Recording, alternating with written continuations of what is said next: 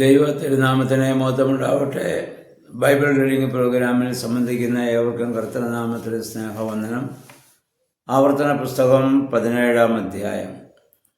അവിടെ 1-ാം വാക്യത്തിൽ പറയുന്നത്, ദൈവത്തിന് യാഗമർപ്പിക്കുമ്പോൾ കുറവുകളുള്ളതായ മൃഗങ്ങളെയോ സാധനങ്ങളെയോ യാഗമർപ്പിക്കല്ലേ. എന്തെന്നുണ്ടെന്നാൽ ദൈവം പൂർണ്ണനാണ്. അതുകൊണ്ട് ആ പൂർണ്ണതയുള്ളതിനെ ദൈവത്തിൽ സമർപ്പിക്കുക എന്നുള്ളതാണ്. പുതിയ നിയമമായിട്ട് നമ്മൾ ചിന്തിക്കുമ്പോൾ, നമ്മെ ദൈവസ്ഥലത്തിൽ നമ്മൾ സമർപ്പിക്കുമ്പോൾ നമ്മുടെ ആ കുറവുകളൊക്കെയും നീക്കി വിശുദ്ധിയോടെ, ശുദ്ധിയുള്ള മൃഗങ്ങളെ ദൈവസന്നിധിയിൽ അർപ്പിക്കുന്നത് പോലെ നമ്മുടെയും ജീവിത വിശുദ്ധിയാണ് ദൈവം എപ്പോഴും ആഗ്രഹിക്കുന്നത്. ആ വിശുദ്ധിയോടെ ദൈവസന്നിധിയിലായിരിക്കാനുള്ള ശ്രമം നമ്മിൽ നിന്നുണ്ടാവണം. 2 മുതലുള്ള വാക്യങ്ങൾ നമ്മൾ വായിക്കുന്നത്, നിങ്ങളുടെ ഇടയിൽ പ്രകൃതി ശക്തികളെയോ സമസൃഷ്ടികളെയോ ആരാധിക്കുന്നവർ ഉണ്ടെങ്കിൽ നിങ്ങളത് മനസ്സിലാക്കി കഴിഞ്ഞാൽ ഏതെങ്കിലും ഒരു സാക്ഷി അത് നിങ്ങളോട് പറഞ്ഞാൽ ആ സാക്ഷി മുഖാന്തരം മാത്രം അവനെ നിങ്ങൾ വിധിക്കരുത്. 2-3 സാക്ഷികളുടെ സാക്ഷ്യത്തോടുകൂടി മാത്രമേ അവനെ വിധിക്കാവൂ. ഒരാൾ പറയുന്നത് എപ്പോഴും ശരിയാകണമെന്നില്ല. ആ വ്യക്തിയോടുള്ള വിരോധം കൊണ്ട് പറഞ്ഞതാണോ ഇല്ലയോ എന്ന് അറിയുന്നതിന് വേണ്ടിയിട്ടാണ് 2-3 സാക്ഷികളുടെ സാക്ഷ്യത്താലല്ലാതെ ഒരു വ്യക്തിയെ വിധിക്കരുത്, അവനെ ശിക്ഷിക്കരുത് എന്ന് പറയാനുള്ള കാരണം അതാണ്. അങ്ങനെ അവൻ തെറ്റുകാരനെന്ന് തെളിഞ്ഞാൽ ആദ്യം സാക്ഷ്യം പറഞ്ഞവനാണ് അവൻ്റെ മേൽ ആദ്യം ഇത് കൈവയ്ക്കേണ്ടത്. അവനെ ശിക്ഷിക്കുക തന്നെ വേണമെന്നുള്ളതാണ്. പുതിയ നിയമമായിട്ട് നമ്മളിതിനെ ചിന്തിക്കുമ്പോൾ നമ്മുടെ മനസ്സിൽ നിന്ന് എല്ലാ തിന്മകളെയും എല്ലാവിധമായ ദുർമോഹങ്ങളെയും നീക്കുക എന്നുള്ളതാണ്. അങ്ങനെയുള്ളതൊന്നും നമുക്കൊരു ആരാധനാ വസ്തുവായി നമ്മുടെ മനസ്സിൽ അതിനെ, ആ തിന്മകളെ താലോലിക്കുന്ന മനോഭാവം, അതാണ് അതിനെ ആരാധിക്കുക എന്ന് പറഞ്ഞാൽ. ദുശ്ചിന്തകളെയും ദുർവികാരങ്ങളെയും മനസ്സിൽ വെച്ച് നമ്മൾ താലോലിക്കുമ്പോൾ അന്യദൈവങ്ങളെ നമ്മുടെ മനസ്സിൽ വെച്ച് നമ്മൾ ദൈവത്തെ ആരാധിക്കുന്ന തുല്യമായിട്ടത് മാറും. അതുകൊണ്ടാണ് പൂർണ്ണമായ വിശുദ്ധിയോടുകൂടി ആരാധിക്കാൻ പറയുന്നത്. ലേവ്യ പുസ്തകം മുതൽ നമ്മൾ വായിക്കുന്നുണ്ട്, യഹോവയായ ദൈവം പറഞ്ഞു, ഞാൻ പരിശുദ്ധനായിരിക്കുന്നത് പോലെ നിങ്ങളും പരിശുദ്ധരാകുവിൻ. പുതിയ നിയമത്തിൽ നമ്മുടെ കർത്താവ് പഠിപ്പിച്ചതാണല്ലോ, ഹൃദയ വിശുദ്ധിയുള്ളവർ ഭാഗ്യവാന്മാർ, അവർ ദൈവത്തെ കാണുമെന്നാണ്. ഇനി 8-ാം വാക്യം മുതൽ നമ്മൾ വായിക്കുന്നത്, ഇനി കുലപാതകം, അവകാശവാദം, ദേഹോദരവം മുതലായ കാര്യങ്ങളിൽ നിങ്ങൾക്ക് സ്വയം വിധിക്കാൻ സാധിക്കുന്നില്ല എങ്കിൽ നിങ്ങൾ പോവേണ്ടത് ലേവ്യ പുരോഹിതൻ്റെ അടുത്തോ അല്ലെങ്കിൽ അങ്ങനെ അവരാൽ നിയമിക്കപ്പെട്ട ന്യായാധിപന്മാരുടെ അടുത്തോ നിങ്ങൾ പോകണം. അവർ പറയുന്നത് അനുസരിച്ച് നിങ്ങൾ പ്രവർത്തിക്കണം. അതിൽ നിങ്ങൾ പിന്നൊരു വീഴ്ച വരുത്താൻ പാടില്ല. പുതിയ നിയമവുമായി നമ്മൾ ചിന്തിക്കുമ്പോൾ ഇതാണ് നമ്മുടെ കുമ്പസാരം. എന്നിലെ കുറവുകളെ, ബലഹീനതകളെ ഞാൻ മനസ്സിലാക്കിയാൽ, എനിക്ക് അതുകൊണ്ട് ഞാൻ മാത്രം പറഞ്ഞാൽ അതിന് പരിഹാരമുണ്ടാവുകയില്ല എന്ന് ബോധ്യമായാൽ പുരോഹിതൻ്റെ അടുത്ത് ദൈവസ്ഥലത്തിൽ ചെന്നത് ഏറ്റുപറയണം. ഏറ്റുപറയുമ്പോൾ പുരോഹിതൻ പറയുന്ന നിർദ്ദേശമനുസരിച്ച് ജീവിക്കുവാനും അതനുസരിച്ച് അതിനുള്ള പ്രായശ്ചിത്തങ്ങളൊക്കെ ചെയ്യുവാനും ഞാൻ ബാധ്യസ്ഥനാണ്. അപ്രകാരമുള്ള ഒരു വിശുദ്ധിക്ക് വേണ്ടി ഇവിടെ ആവശ്യപ്പെടുകയാണ്. ഇനി അങ്ങനെ അത് സാധിക്കുന്നില്ല എങ്കിൽ, ആ പുരോഹിതനെയോ ന്യായാധിപനോ പറയുന്നത് അനുസരിച്ച് ചെയ്യിക്കുന്നില്ല എങ്കിൽ അവൻ ശിക്ഷിക്കപ്പെടണം. എന്ന് പറഞ്ഞാൽ അവൻ പുതിയ നിയമത്തിൽ അതുമായി ബന്ധപ്പെട്ട് പറയുമ്പോൾ സഭയ്ക്ക് അവൻ പുറത്തു പോവേണ്ടവനാണ്. കാരണം സഭ എപ്പോഴും ഡിസിപ്ലിനുള്ള ഒരു സമൂഹമാണ്. നമ്മുടെ കർത്താവും ശിഷ്യന്മാരെ ഭരമേൽപ്പിച്ചത് അങ്ങനെയാണ്, ശിഷ്യന്മാരും ചെയ്തത് അങ്ങനെ തന്നെയാണ്.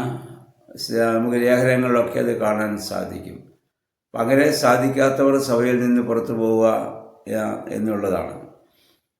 ഇനി 14 മുതലുള്ള വാക്യം നമ്മൾ വായിക്കുന്നത് രാജാവിൻ്റെ നിയമനത്തെക്കുറിച്ചാണ്.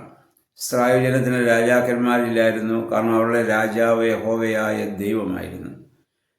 ഇനി യഹോവ പറയുന്നത്, നിങ്ങൾ ഏത് സ്ഥലത്ത് ചെല്ലുമ്പോൾ നിങ്ങൾ ചെല്ലുന്നതായ സ്ഥലത്ത് മറ്റുള്ള ജാതികൾക്കിടയിൽ രാജാവുണ്ട്. അത് വേണമെന്ന് നിങ്ങൾ ആഗ്രഹിക്കുന്നുവെങ്കിൽ ആയിക്കൊള്ളുക, നിങ്ങൾക്ക് രാജാവിനെ വെക്കാം. പക്ഷെ ആ രാജാവിനെ തിരഞ്ഞെടുക്കുന്നത് ദൈവമായിരിക്കണം. നിങ്ങളൊരു രാജാവിനെ നിങ്ങൾ തിരഞ്ഞെടുക്കാൻ പാടില്ല. കാരണം പ്രിയമുള്ളവരെ, ദൈവത്തിന് മാത്രമേ യഥാർത്ഥമായ ഒരു വ്യക്തിയെ മനസ്സിലാക്കുവാനും അവൻ്റെ ഹൃദയവിചാരങ്ങളെ അറിയുവാനും അതനുസരിച്ച് തിരഞ്ഞെടുക്കുവാനും സാധിക്കുകയുള്ളൂ. മനുഷ്യൻ്റെ തിരഞ്ഞെടുപ്പിൻ്റെ പ്രശ്നം എപ്പോഴും മുഖം നോക്കിയാണ് മനുഷ്യനെ തിരഞ്ഞെടുക്കുന്നത്. നമുക്കറിയാം, ശമൂവേൽ പുരോഹിതൻ ഈശായുടെ മക്കളിൽ നിന്ന് ഒരു തിരഞ്ഞെടുപ്പ് നടത്തുന്നത് നമ്മൾ കാണുന്നുണ്ട്, രാജാവാക്കുവാൻ. ഈശായുടെ മറ്റു മക്കളിൽ വില്ലാളി വീരന്മാരെയും യോഗ്യന്മാരെയും ഒക്കെ തിരഞ്ഞെടുത്തു. യഹോവയായ ദൈവം അതൊക്കെ തള്ളിക്കളഞ്ഞു. അവസാനം വെറും ആട്ടിടയ ബാലനായിരുന്ന ദാവീദിനെയാണ് ദൈവം അവിടെ നിന്ന് തിരഞ്ഞെടുത്തത്. ഇന്നും സഭാ നേതൃത്വത്തിലായാലും മനുഷ്യരാൽ നമ്മൾ തിരഞ്ഞെടുക്കപ്പെടുന്നു എന്നുള്ളത് ആണ് ഏറ്റവും വലിയ പ്രശ്നം. അവിടെ മനുഷ്യൻ്റെ സ്വാധീനം അവിടെ മുൻകൈ എടുക്കുന്നു എന്നുള്ളതാണ്. പുതിയ നിയമത്തിൽ നമുക്കറിയാം, യൂദോസ് കറിയാത്തായ്ക്ക് പകരം ശിഷ്യന്മാരെ തിരഞ്ഞെടുക്കേണ്ട സാഹചര്യം വന്നപ്പോൾ ശിഷ്യന്മാർ പ്രാർത്ഥിച്ച് ചീട്ടിടുകയാണ് ചെയ്തത്. അങ്ങനെയാണ് മത്തിയാസിനെ തിരഞ്ഞെടുക്കാൻ കാരണമായിട്ട് തീർന്നത്. കാരണം തിരഞ്ഞെടുപ്പ് ദൈവത്തിൻ്റേതാണെങ്കിൽ ആ തിരഞ്ഞെടുക്കപ്പെടുന്ന ആളിന് ബലഹീനതകളുണ്ടെങ്കിലും ദൈവം അവനെ ശക്തീകരിക്കുമെന്നുള്ളതാണ്. എന്നാൽ മനുഷ്യരാലുള്ള ഒരു തിരഞ്ഞെടുപ്പ് സാമൂഹിക ജീവിതത്തിൽ നമുക്കൊരു പക്ഷേ നമുക്ക് അപ്രകാരമായിരിക്കാം. പക്ഷെ പഴയ നിയമകാലത്ത് യഹോവ പറയുന്നത് അങ്ങനെയല്ല, ദൈവത്താൽ അത് തിരഞ്ഞെടുക്കപ്പെടണമെന്നുള്ളതാണ്. മനുഷ്യൻ പലവിധമായ മോഹനീയമായ വാക്കുകളൊക്കെ നൽകിയും മറ്റ് സാമ്പത്തികമായ സഹായങ്ങൾ നൽകിയും പല വിധത്തിൽ മനുഷ്യനെ സ്വാധീനിക്കാൻ സാധ്യതയുണ്ട്. അങ്ങനെയുള്ളവർക്ക് ഇത് യഥാർത്ഥമായ ഒരു ഭരണം നടത്തുവാൻ സാധിക്കുകയില്ല. അതുകൊണ്ട് ആ തെരഞ്ഞെടുപ്പ് ദൈവത്തിന് നൽകുക എന്നുള്ളതാണ്.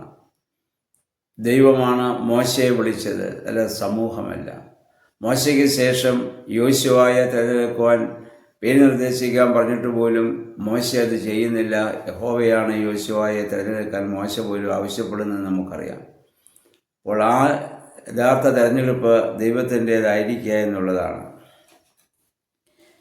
അതുപോലെ തന്നെ അങ്ങനെ ആ തിരഞ്ഞെടുക്കപ്പെടുന്ന രാജാവിനോട് പറയുന്നുണ്ട്, അവന് ഒന്നിലധികം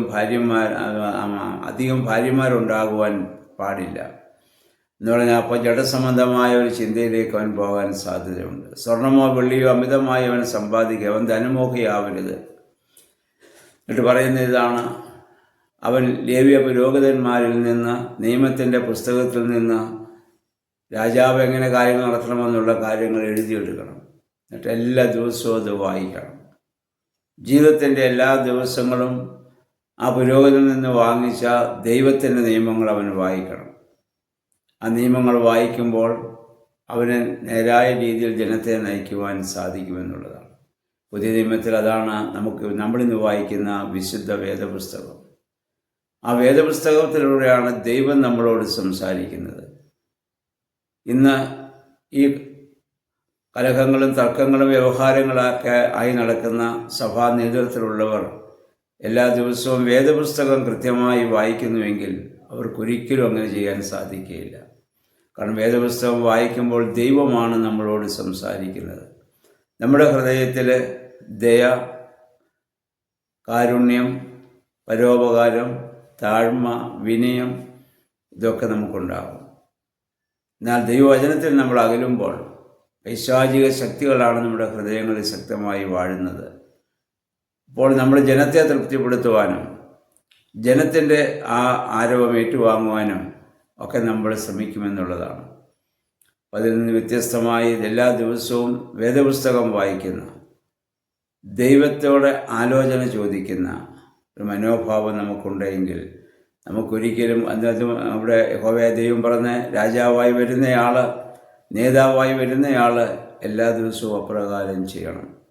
നമ്മളും രാജാക്കന്മാരാണ്. നമ്മുടെ ഭവനത്തിൻ്റെ, നമ്മൾ പ്രവർത്തിക്കുന്ന മേഖലകളുടെ, നമുക്കെല്ലാം ഓരോ അധികാരങ്ങളുണ്ട്. അതിൻ്റെയൊക്കെ ഉള്ള രാജാക്കന്മാരായിട്ട് നമ്മൾ ജീവിക്കുമ്പോൾ എല്ലാ മനുഷ്യർക്കും അപ്പൻ എന്ന രീതിയിൽ, അമ്മ എന്ന രീതിയിൽ, അല്ലെങ്കിൽ ഏതെല്ലാം മേഖലകളിൽ നമ്മൾ പ്രവർത്തിക്കുന്നുവോ അവിടെ എല്ലാം ദൈവഹിതം ആരാഞ്ഞറിഞ്ഞ് നമുക്ക് പ്രവർത്തിക്കാൻ സാധിക്കണം.